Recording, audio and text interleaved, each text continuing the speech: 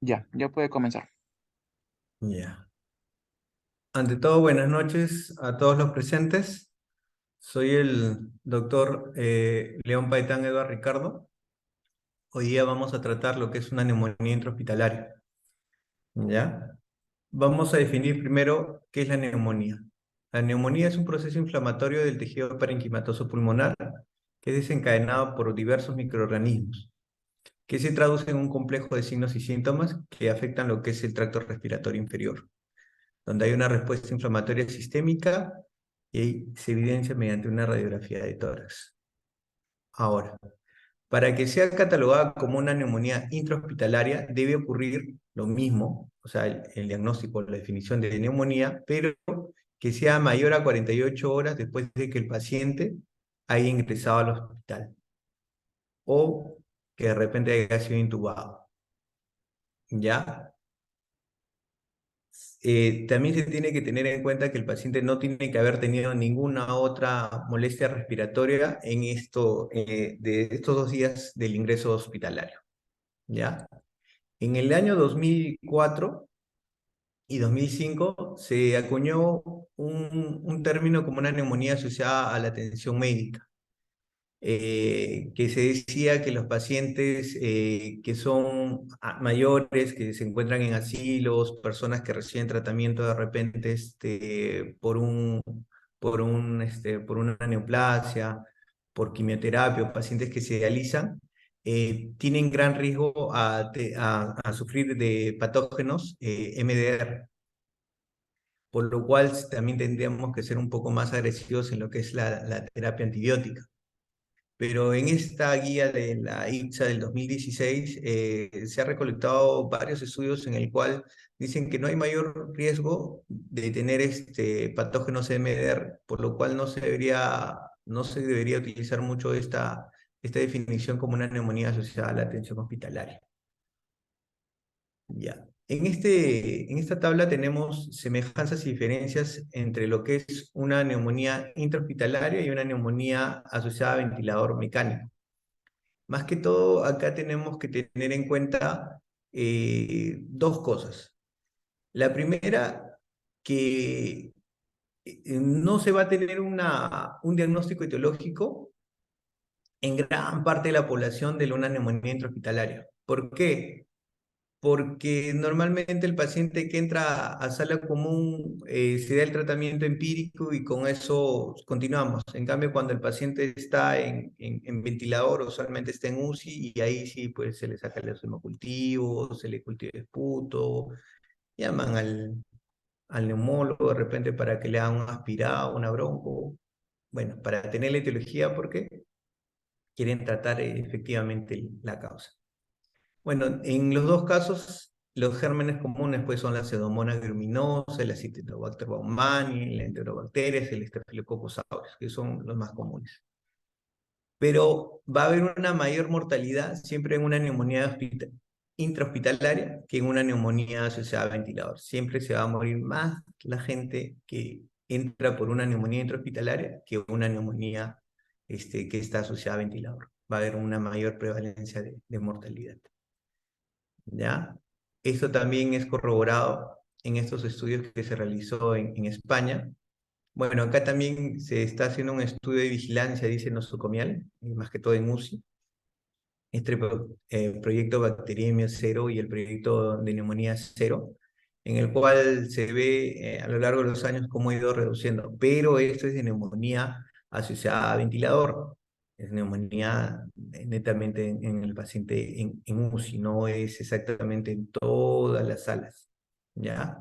Entonces se dice que hubo 14 a 17 episodios de neumonía asociada a ventilador por 1000 días en el año 94 y esto se redujo casi a la mitad en el año 2012, ¿ya?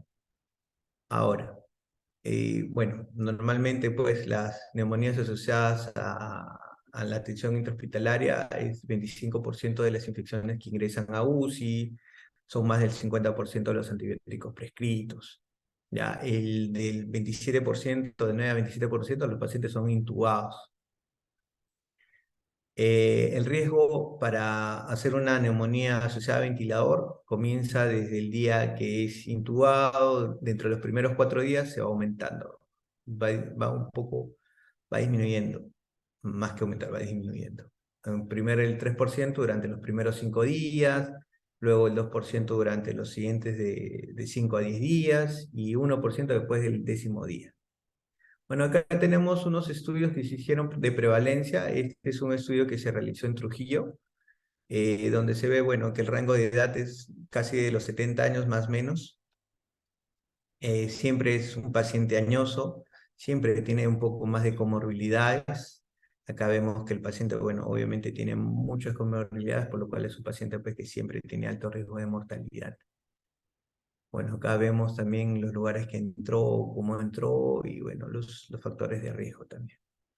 Tenemos otro estudio también acá en Perú, que este es de la Almenara, en el cual también se ve el rango etario y también se ve pues, que la gran probabilidad, o la mayor, es paciente de la tercera edad, ¿ya? Paciente de entre 70, 80 años, más o menos, ¿ya?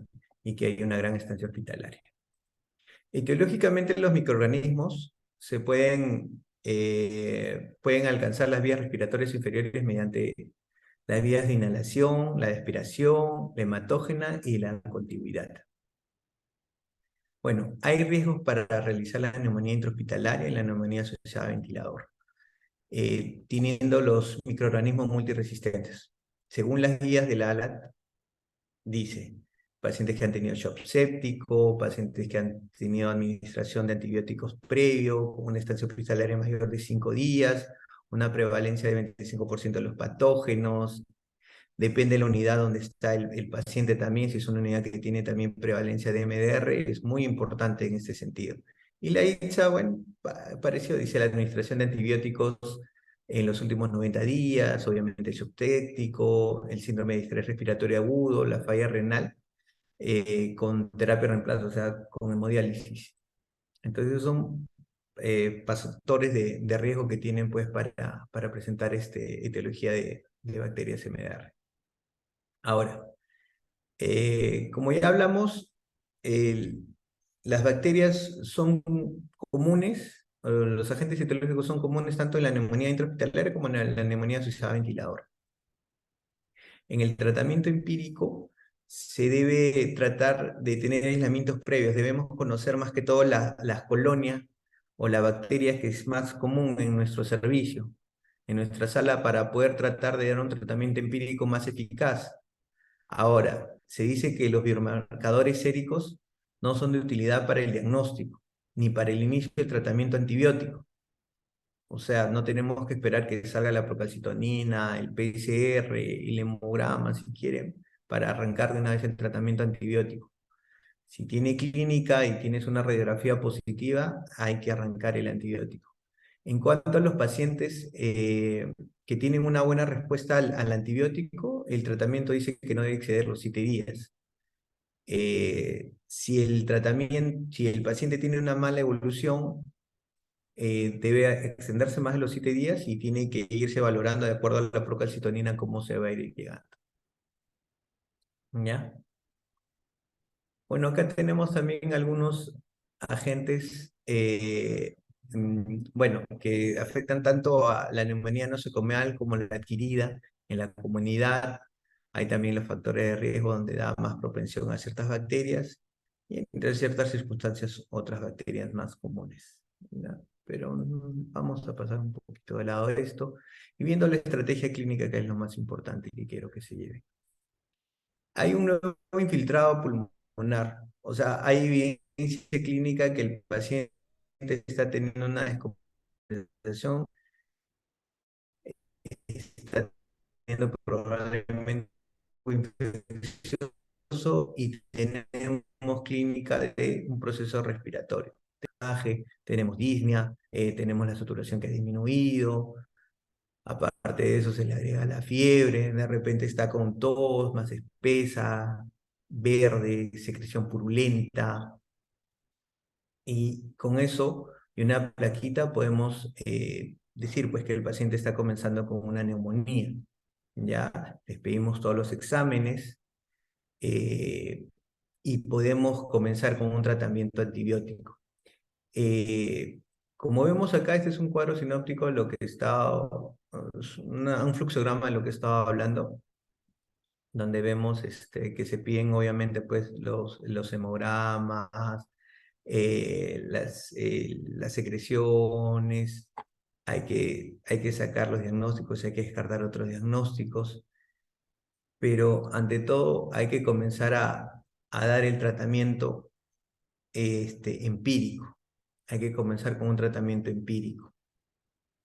Ahora, este es un tratamiento empírico de antibióticos, pero ese es el 2014 de la ITS, donde había la Pseudomonas aeruginosa, la Klebsiella, la Acinetobacter, que eran los que se dan en ese momento, y hasta ahorita son los que se dan. Y antes se arrancaba con una cefalosporina, carbapenem, inhibidores de la beta-lactamasa, más una fluoroquinolona antipseudomónica, o si no, con una micacina, y con el linezolid. Esto cuando se pensaba en una gran fuerte de una gravedad, un patógeno muy, muy resistente. ¿Ya? En cuanto a seguir con el tratamiento, pues, de patógenos también resistentes, también se da, pues, los carbapenem, los aminoglucósidos, las quinolonas.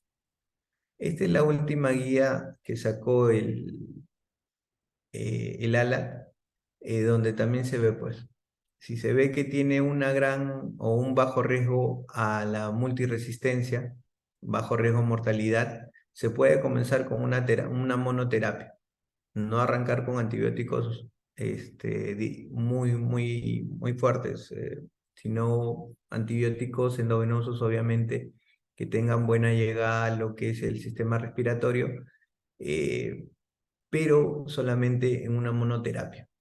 Puedes dejarle el ertapenem, la ceftriaxona o la levofloxacino. Pero si ves que son patógenos de alta multiresistencia, como ya hablamos, pues pacientes que han recibido tratamiento antibiótico, pacientes que están en shock séptico, que tienes probablemente una sala que tiene bastante resistencia, patógenos con bastante resistencia, entonces hay que comenzar con un tratamiento un poco más agresivo. Entonces, si no tiene shock séptico, hay que dejar un antibiótico para un gran negativo más un antibiótico por un MARSA. Si en caso que tuvieran shock séptico, se dice que se debe dar una terapia dual, dos antibióticos para Pseudomonas más un antibiótico para el MARSA. ¿Ya? Bueno, esta es la CEPAR, también en su fluxograma es muy, muy parecido a la LAT. Igual, dicen monoterapia más un MARSA cuando el paciente es de alto riesgo o tiene alto riesgo de que el paciente puede producir multidrogoresistencia. Y si está en shock séptico, obviamente, dar doble cobertura anti-pseudomonas y una cobertura de MARSA. ¿Ya? Eh, Acá tenemos los antibióticos que comienzan a dar según la ITSA. Para los gran positivos, para los MARSAs, la vancomicina o si no el linezolid. Para antibióticos gram negativos, antipseudomónicos, la piperacilina, el cefepime, el imipenem, el menopenem, hasta el estrenado. Y con doble terapia antipseudomónica también le podemos poner el levofloxacino, o la ciprofloxacino, la micacina, la gentamicina, la colistina en caso necesario. ¿Ya? Este también puede ser recomendación para pacientes que están en ventilador, que es, como le digo, parecido, porque los gérmenes son iguales, la flora es igual, solamente hay que ver la resistencia. Por eso es bueno tener siempre el mapa microbiológico de tu sala, de tu unidad, para que sepas, según tu cuadro estadístico, qué colonia o qué bacteria es la más común y qué antibiótico es el que le va a comenzar a hacer el efecto requerido. ¿Ya? Por ejemplo, acá en nuestra sala, según el último estudio, el último mapa microbiológico en UCI, pues se decía que la piperacilina iba bien en los pacientes de UCI con que tienen una neumonía intrahospitalaria, dado que en otros hospitales no va tan bien porque siempre se ve gran lapso de resistencia, pero acá en nuestro hospital, según el mapa microbiológico, ese es el antibiótico que es de primera línea. Bueno, más que todo quería que se lleven un par de cosas para ya acabar la exposición. Es que no hay que esperar los biomarcadores para poder iniciar el tratamiento. El tratamiento va a ayudar bastante a mejorar el paciente. Obviamente que primero tienes que estabilizarlo hemodinámicamente, pero el antibiótico más pronto es efectivo. Ya, eso es todo lo que les quería compartir. Muchas gracias por estar presente. Gracias.